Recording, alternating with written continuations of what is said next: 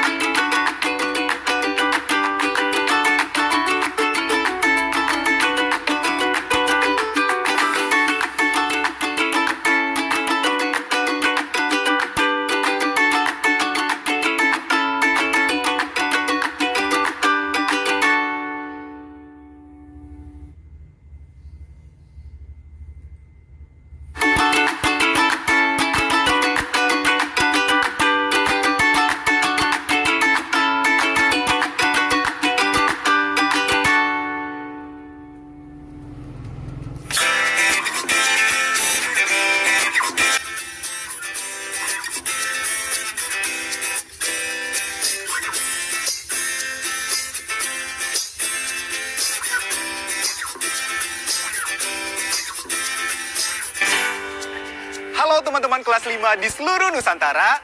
Apa kabar kalian hari ini? Sehat semua kan? Agar tubuh lebih sehat, teman-teman jangan lupa untuk berolahraga.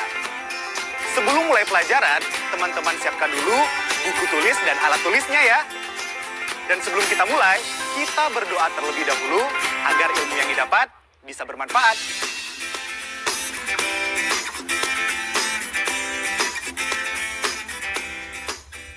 Ayo membaca. Sungai Barito di Kalimantan. Air mengalir. Mim, kamu lagi ngapain sih? Ini ada tugas bikin puisi. Nanti disuruh baca di depan kelas. Puisi? Gampang, coba sini kakak bantuin. Hei, jangan. Itu puisi lama. Kalian tahu nggak puisi lama ini? Coba sini kakak lihat dulu. Oh, ini sih namanya pantun. Iya, maksud aku juga gitu. Aku kan belum selesai ngomong. Aku sudah selesai bikin pantunnya. Sekarang lagi latihan baca. Soalnya nanti disuruh baca di depan kelas. Kalau kalian mau bantu, pura-pura jadi penonton aja. Gimana kalau kita baca bareng? Biar seru dan cepet hafal. Saut-sautan gitu. Nanti kamu baca bait pertama, kalian baca bait kedua. Ganti-gantian ya nanti. Boleh? Ayo, kesalin dulu ya. Oke. Sungai Barito di Kalimantan. Air mengalir hingga lautan. Siapa dia penangkap ikan? Nelayan penguasa lautan. Tanjung Awar-Awar ada di Tuban. Tanjung Ake Lama di Halmahera. Terima kasih kepada nelayan memburu ikan hingga ke samudera. Tempuhlah hidup dengan semangat. Semangat juang tiada akhir. Tanpa laut, nelayan sekarat, bagai ikan kehilangan air. Lama berdiri lupa berlutut. Otot berkerut kebas rasanya. Bangsa yang mampu taklukkan laut. Rakyat sehat, bangsa sejahtera. Yeay, selesai. Nah, seru kan? Bisa lah ya, besok kamu baca di depan teman-teman. Siap. Naik perahu ke Pulau Karimun. Mampir dulu ke Tanah Betawi. Usai tadi mendengar pantun, yuk kita jawab pertanyaan ini. Teman-teman, setelah tadi mendengarkan pantun yang dibaca oleh Mima dan Kak Rian, silahkan jawab pertanyaan berikut ya. Tulis jawabannya di buku kalian masing-masing ya. Pertanyaan pertama, sebutkan bagian sampiran dan isi pada bait pertama. Ya, teman-teman coba diingat bahwa sampiran pada pantun terletak di larik atau baris 1 dan 2. Sampiran pada pantun tidak memiliki makna. Makna pantun ada pada bagian isi yang terletak di larik atau baris 3 dan 4. Lalu, bait manakah yang menjelaskan tentang manfaat makan ikan? Jawabannya adalah bait keempat, yaitu ikan bisa membuat rakyat sehat. Apakah makna bagai ikan kehilangan air pada bait kedua, baris keempat dalam pantun tersebut? Makna bagai ikan kehilangan air adalah kehilangan sumber kehidupan. Tuliskan makna puisi lama pada bait keempat dengan kata-katamu sendiri. Makna pantun, lama berdiri, lupa berlutut. Otot berkerut, kebas rasanya. Bangsa yang mampu taklukkan laut, rakyat sehat, bangsa sejahtera. Adalah jika negara mampu mengolah kekayaan laut dengan baik, maka bisa membuat rakyat sehat dan meningkatkan kesejahteraan bangsa. Kata baruku.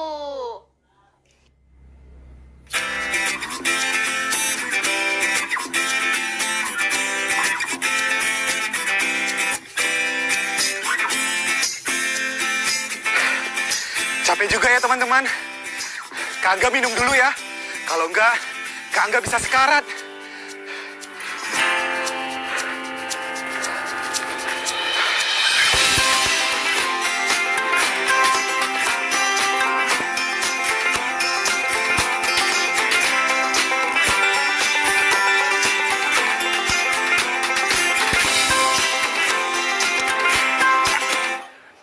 Tenang teman-teman, Kak Angga nggak beneran sekarat kok.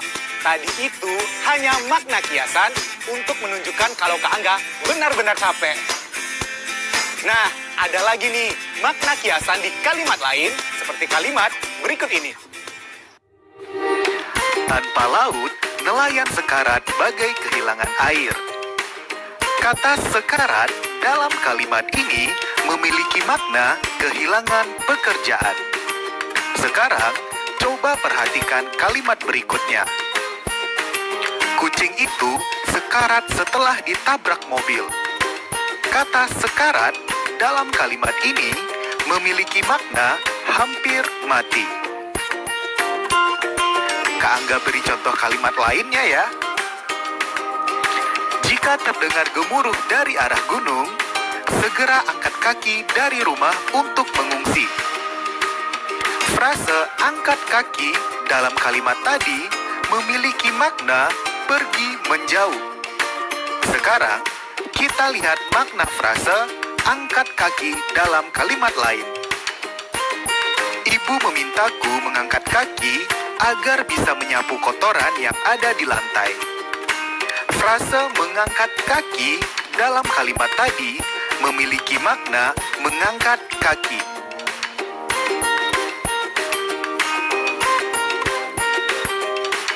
Nah, meskipun sama, pada kalimat A dan C, kata sekarat dan frase angkat kaki memiliki makna kias. Sementara, pada kalimat B dan D bermakna sebenarnya. Sekarang, kita latihan lagi yuk.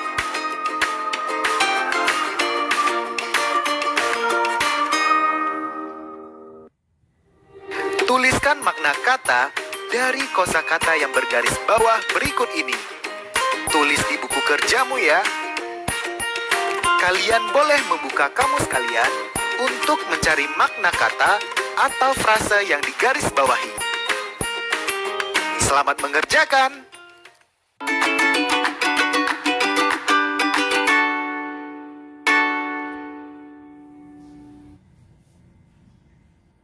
Ayo, mana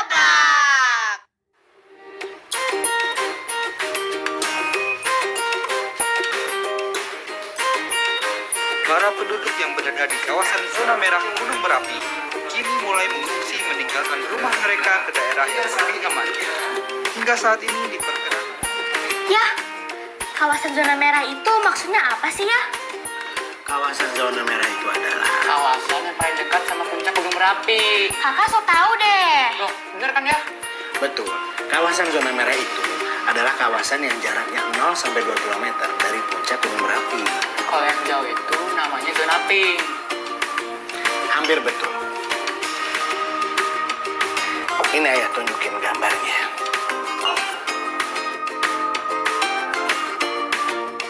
Ini adalah kawasan zona merah atau yang juga disebut KRB, Kawasan Rawan Bencana 3. Daerah ini berjarak 0 sampai 2 km dari puncak Gunung Merapi.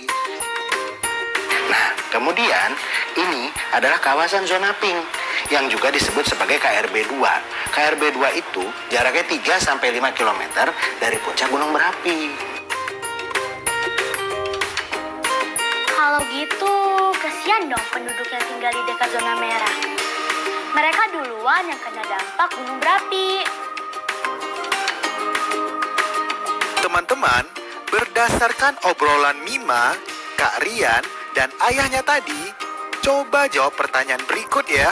Tulis jawaban kalian di buku kerja kalian. Perhatikan gambar berikut ini.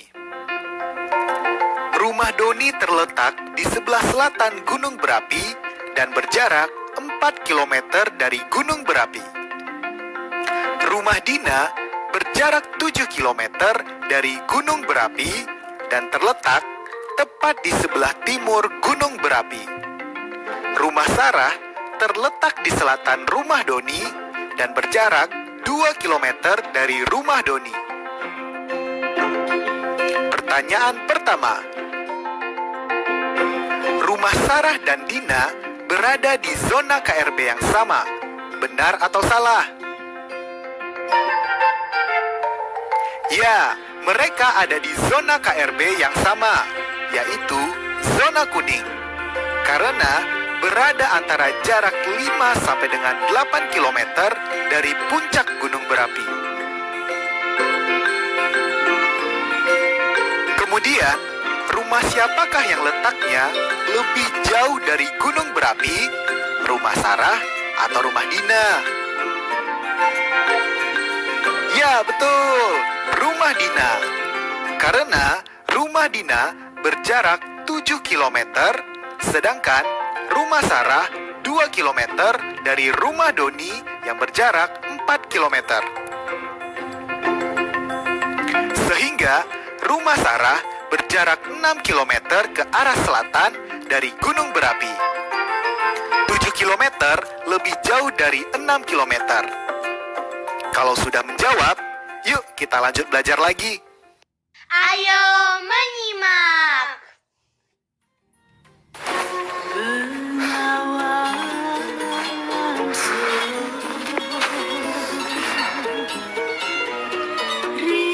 Tetangga di sebelah rumah Kangga hobi banget dengerin lagu. Judulnya Bengawan Solo. Teman-teman pernah dengar Sungai Bengawan Solo nggak?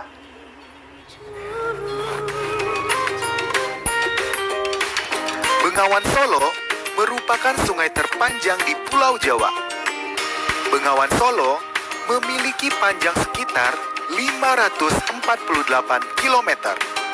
Sungai ini melintasi 17 kabupaten dan 3 kota yang terletak di Jawa Timur dan Jawa Tengah. Panjang Pulau Jawa sekitar 1042 km. Bengawan Solo tidak lurus, tapi berkelok-kelok dari hulu ke hilir. Pengukuran dilakukan dengan menyusuri sungai dan mengikuti alur sungai. Jadi, walaupun hanya melintasi kurang dari setengah bagian Pulau Jawa, tetapi panjang Bengawan Solo mencapai setengah panjang Pulau Jawa. Gimana di daerah kalian? Adakah sungai yang melintas? Ayo mencoba. Setelah membahas sungai, Teman-teman tahu tidak, kira-kira kegiatan perekonomian apa saja yang dilakukan orang-orang di sekitar aliran sungai?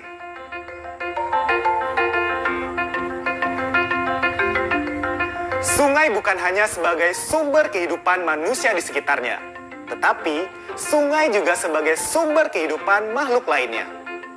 Nah, coba perhatikan jaring-jaring makanan ekosistem sungai berikut ini.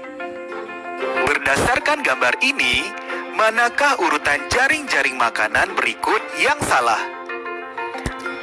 Tanaman air, udang, bebek, elang, atau tanaman air, udang, kodok, bangau, elang, atau tanaman air, udang, kodok, bangau, ular. Ya, jawaban yang tidak mungkin adalah yang ketiga. Mengapa? Karena berdasarkan gambar jaring-jaring makanan, bangau tidak dimakan ular. Silahkan jawab di buku kalian ya. Selanjutnya, coba kalian perhatikan gambar berikut ini. Tabel ini adalah hasil panen nila Pak Budi yang mempunyai usaha budidaya ikan nila di sungai. Ini adalah data selama 5 kali panen terakhir. Berdasarkan tabel ini, salin diagram berikut di buku kerja kalian ya. Hubungkan titik-titiknya sehingga kamu akan mendapatkan diagram garis dari data panen nila Pak Budi. Jika sudah, yuk saatnya kita berlatih soal. Ayo berlatih. Berikut ini adalah jaring-jaring makanan pada ekosistem sungai. Dari gambar ini dapat diketahui alur makan dan dimakan pada ekosistem sungai.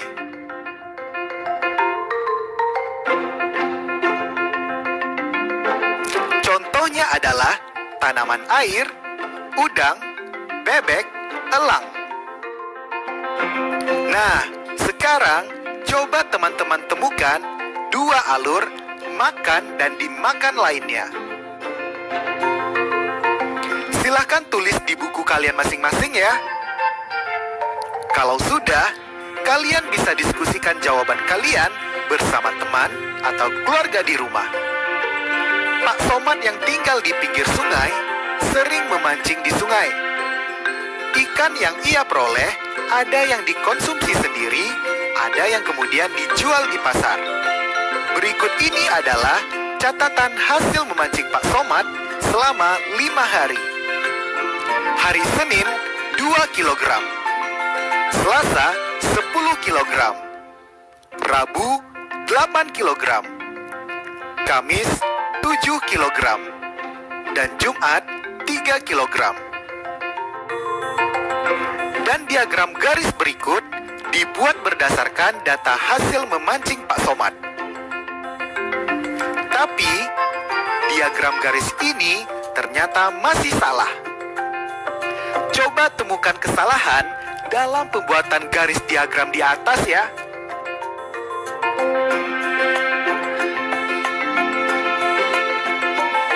Diagram garis masih salah karena data tertukar antara data Selasa dan Rabu. Seharusnya Selasa 10 kg, Rabu 8 kg. Jika sudah kalian temukan, coba salin dan perbaiki diagram ini di buku kalian ya. Setelah itu, coba jawab pertanyaan berikut. A. Hasil pancingan pada hari Kamis mengalami kenaikan. Apakah kalian setuju atau tidak setuju?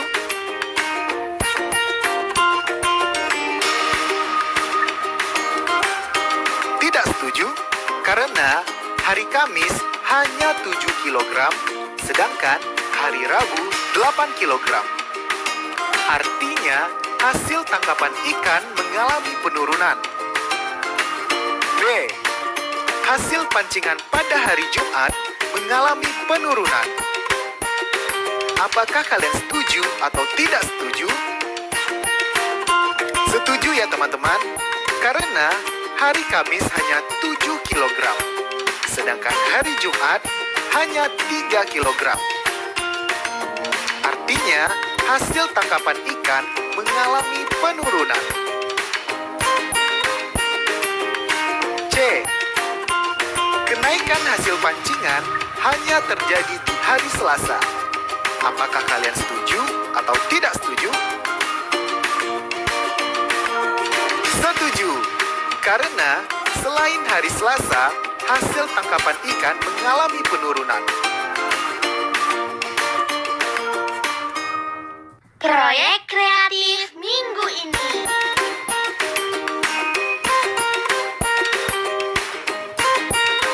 Sekarang kita lanjut ke proyek kita ya teman-teman. Kali ini kita akan mewarnai gunung berapi yang sudah kalian buat. Caranya, yang pertama pastikan bahwa gunung berapi yang kalian buat sudah benar-benar kering. Apabila sudah benar-benar kering, lalu kalian warnai gunung berapi yang sudah kalian buat dengan warna yang sesuai.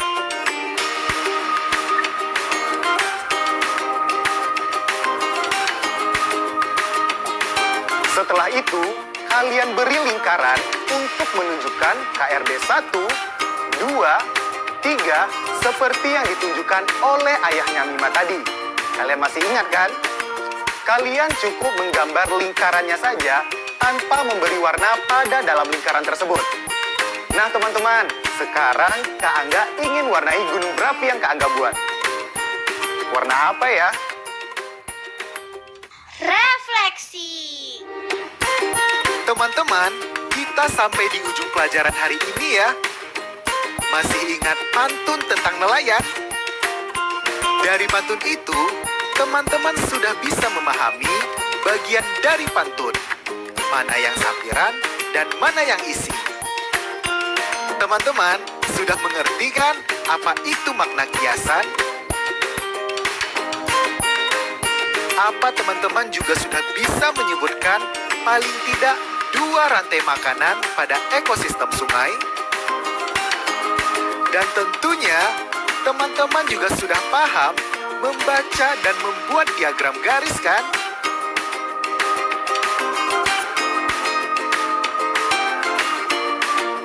Bagaimana pelajaran hari ini teman-teman? Menyenangkan bukan? Sampai ketemu besok ya. Besok kita akan menyelesaikan proyek mingguan kita dan kita belajar hal-hal baru lagi. Tetap semangat ya.